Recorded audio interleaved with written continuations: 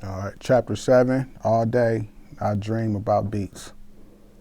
My bedroom was beginning to look like a bona fide studio, which was fitting because all I did day and night was dream about making music. There were wires snaking everywhere in machines, most of them bought secondhand, stacked around my bed. More and more often, as soon as school was out, people would drop by to listen to me make beats and mixtapes for parties. One afternoon, Pharrell swung through.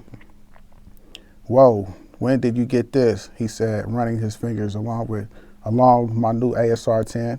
"That's my baby," I said with a smile. We're about to get it. We're about to get it on for real. I can start making some serious beats now. "You gotta let me check this out," Pharrell said, taking in the sleek console. The ASR 10 purchased courtesy of my Liberty Mutual checks was the finest piece of recording equipment any of us own. Can you relate to that, what you just read? Yes, I can. How? Even when I was in high school, all I did was dream about making beats all day. When I got out of school, I used to go straight home and work on my TS10, which is kind of like an ASR, but not a sampler. It's more of a soundboard made by the same company. And that's all I did, man. It was just knocked out beats, put them together, and it was just a passion that I had for music, and that's how I can relate to it and understand what he's saying. What was your first studio like? My first studio, it was kind of like how he described it. I mean, I had a TS10, had a 4-track drum machine, a 4-track recorder, and like a Lisa's drum machine.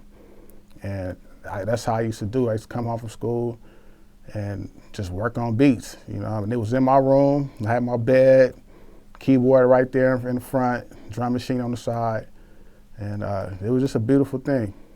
Now, in that passage that you read, he mentioned Pharrell. So obviously him and Pharrell were cooking up very early in their careers. Right. Were you the loner type of producer, or did you work with others as well at that time? I was a loner type producer because I felt like I was ahead of my time, and in the city I was living in at the time, there wasn't too many producers out there. It was probably like me and somebody else that lived across town. So I was a loner producer. What city was that? Colorado Springs, Colorado. Okay.